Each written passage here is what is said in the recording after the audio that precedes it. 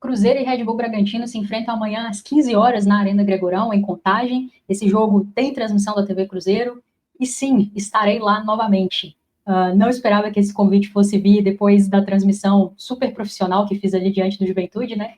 Mas aparentemente não tem problema tratar as jogadoras do Cruzeiro como divas pop assim ao vivo, porque o convite veio novamente e se Deus quiser estarei lá. Espero obviamente todo mundo na TV Cruzeiro, mas quero dizer que se você tem disponibilidade de horários, vá ao Gregorão, vá ao estádio, porque o time vai precisar muito de todo o nosso apoio nesse jogo. Esse jogo é bem difícil contra um adversário direto ali na luta pelo G8, então, sem sombra de dúvidas que é preciso casa cheia para empurrar o time, criar uma atmosfera a nosso favor e, obviamente, todo o apoio é muito necessário, muito bem-vindo para que a gente possa buscar mais uma vitória na competição, seria a quarta em sequência, e numa rodada que, a depender da combinação de resultados, a gente pode, inclusive, alcançar a liderança da competição. Então, seu apoio é fundamental, vá ao estádio, se não puder ir, estaremos juntos na TV Cruzeiro. Bom, como eu disse, esse jogo tem um contexto bem mais difícil do último jogo que o Cruzeiro fez como mandante, né, que é ali diante do Juventude. O Bragantino é uma equipe que, sim, tem oscilado bastante na competição, deixou alguns pontos acessíveis pelo caminho, mas é uma equipe que briga, né, pelo G8, que pretende, deseja e trabalha para passar para a próxima fase, assim como o Cruzeiro. É evidente que o Cruzeiro faz uma campanha muito mais consistente, e acho que a própria tabela indica isso, né, a colocação das duas equipes. O próprio Juventude, né, uma equipe que o Cruzeiro venceu e venceu bem, o Bragantino acabou tropeçando nesse jogo, teve mais posse de bola, finalizou mais, mas acabou não conseguindo passar ali pela goleira Renata, né, sofreu um gol, não conseguiu buscar o resultado. E essa tem sido um pouco a tônica desse Bragantino na competição, assim, é um time, eu tive a oportunidade de ver alguns jogos, achei um time bem intenso, bem perigoso, mas que tem oscilado bastante em resultado. Ao contrário do Cruzeiro, que se por vezes não é brilhante durante as suas performances, normalmente costuma ser letal, normalmente costuma buscar os resultados e não à toa vem de 3 vitórias seguidas, né, desde a retomada do campeonato agora em abril, só soube vencer.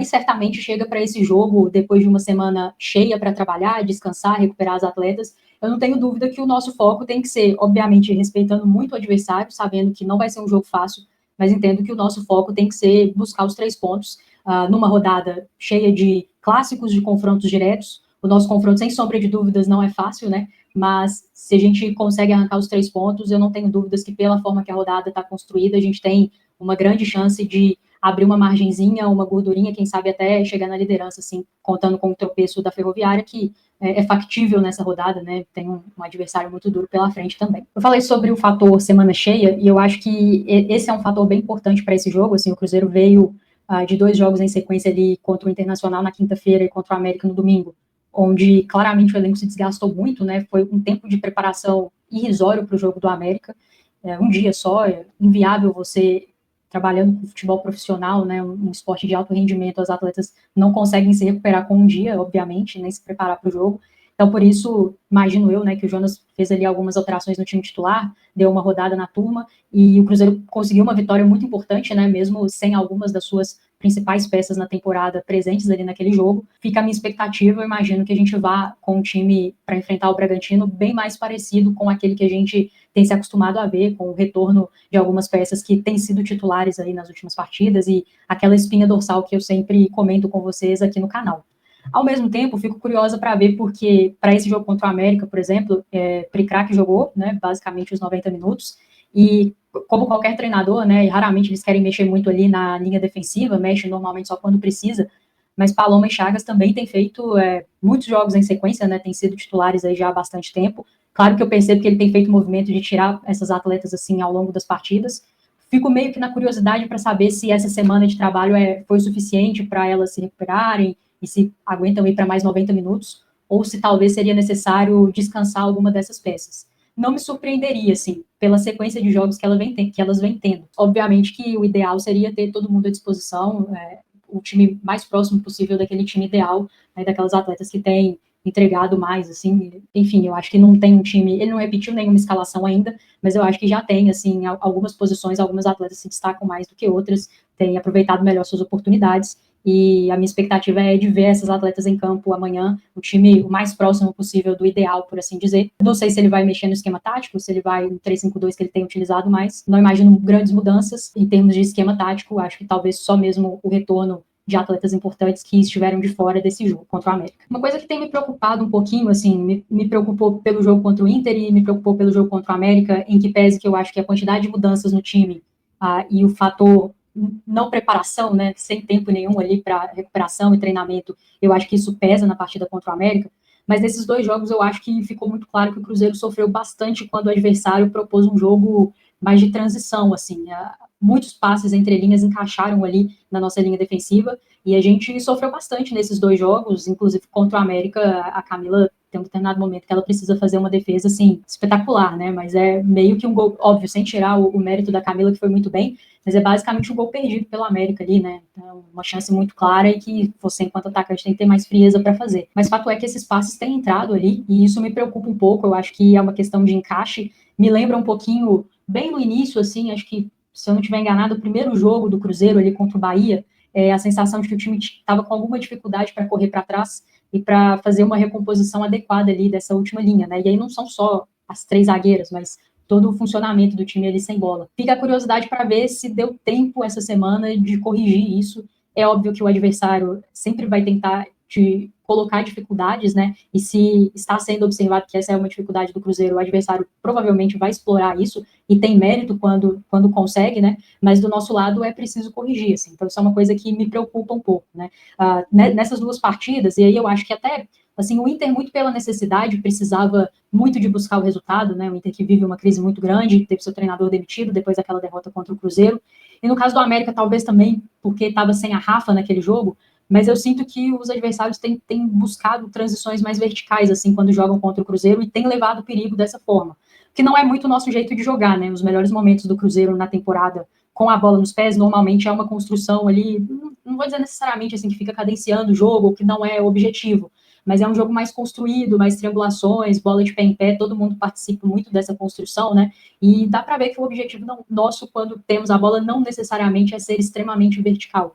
E os nossos adversários têm sido. Então, eu acho que tanto contra o Inter quanto contra o América, a sensação, inclusive, é que levaram muito mais perigo, finalizaram muito mais, e eu acho que essas duas formas distintas de construir o jogo ajudam a explicar. Não acho que tem certo e errado, eu, inclusive, acho que o nosso elenco é um elenco muito qualificado e tem que valorizar a posse de bola mesmo e ir construindo de pé em pé. Acho que ficar rifando bola para as nossas meias e as nossas atacantes ficarem tentando ganhar essa bola pelo alto, fazer pivô, não é muito a característica do nosso elenco e não acho que vai dar certo. A questão é ser letal quando você tem as oportunidades, né? E o Cruzeiro tem sido, os adversários não, felizmente. A questão realmente que me preocupa é fazer uma recomposição assim um pouco mais rápida, ceder menos espaço, ceder menos oportunidade para os nossos adversários encaixarem esse passe ali na nossa última linha, para a gente não sofrer tanto, porque eu acho que o Inter tem um time muito qualificado, mas que vive um momento muito ruim na temporada e um viés de confiança baixo, e quando seu time está assim, normalmente nada dá certo, né, e a bola não entra de forma alguma. E eu acho que o América estava sem a sua principal jogadora, é um clássico, é um jogo meio nervoso, tem menos qualidade no seu elenco que o Inter, na minha opinião. A gente pensa que o América tem um bom elenco também, mas acho que o nome por nome, assim, o elenco do Inter é até superior, apesar da tabela, né? Mas o América também nos proporcionou muitas dificuldades, assim. Contra o Bragantino, que é um time que vive melhor momento que esses dois, né? E que é mais time que esses dois, se a gente ficar dando muita oportunidade, assim, as chances das adversárias conseguirem marcar são muito grandes. Então, isso me preocupa um pouquinho para amanhã, e eu espero que essa semana cheia tenha sido suficiente para ajustar esses ponteiros e a gente fazer um jogo de sofrer menos nesse sentido. Eu acho que, cara, cada escolha no futebol que você faz, você tem que abrir mão de alguma coisa, algum risco a gente vai correr jogando do jeito que a gente joga, mas é preciso que essa recomposição defensiva e esse movimento de correr para trás quando necessário esteja muito bem coordenado para que a gente consiga limitar os espaços aí do adversário, né, marcar bem essas linhas de passe, e se a bola eventualmente chegar na nossa última linha, que a gente consiga evitar que elas finalizem como tem finalizado aí nos últimos jogos e trazido bastante perigo para a gente. Do mais, eu estava dando uma olhada na previsão do tempo e tem chance de chuva na hora do jogo ali para a região da Arena Gregorão. Isso também me preocupa um pouco, né, o gramado do Gregorão, em que pese que é melhor do que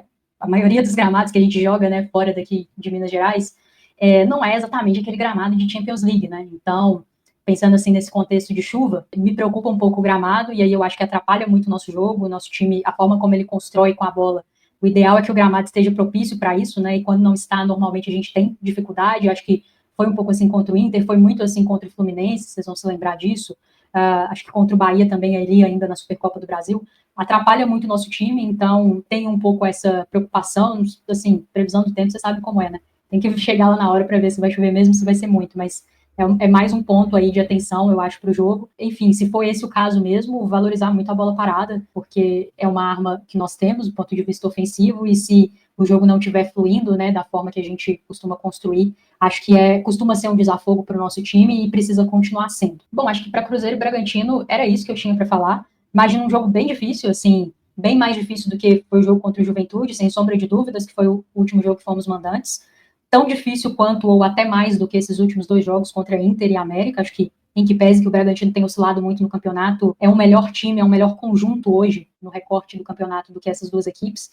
Então acho que não vai ser fácil para o Cruzeiro, mas também não tenho dúvida de que não vai ser fácil para o Bragantino. E aí é muito importante que o nosso time tenha maturidade para confirmar esse favoritismo, para confirmar o fator casa, né, o fator torcida. Acho que tem que ir para o jogo buscando o resultado, né? Qualquer coisa diferente disso seria muito esquisito e seria fugir muito da característica desse grupo e de como esse time costuma jogar. Então, eu imagino um Cruzeiro que vai começar tomando as rédeas do jogo, vai tentar ter mais posse de bola, né, vai tentar dominar a partida, e aí vamos ver como essa coisa se desenrola lá amanhã no Gregorão. A expectativa de mais um grande jogo, acho que é plenamente possível pontuar e torço muito pelos 3 pontos, porque acho que são bem factíveis e porque acho que fariam muita diferença lá na frente, quando a gente virar o mês e começar a ter alguns confrontos bem, bem difíceis. A nossa reta final nessa primeira fase é de alguns confrontos muito duros e fazer uma gordurinha agora é muito importante, né, em especial considerando o fator casa. Então, espero, torço muito para que a gente possa amanhã estar comemorando mais 3 pontos e a 4ª vitória seguida desse time na competição. E é isso, espero todos vocês lá no Gregorão ou na TV Cruzeiro. Um abraço.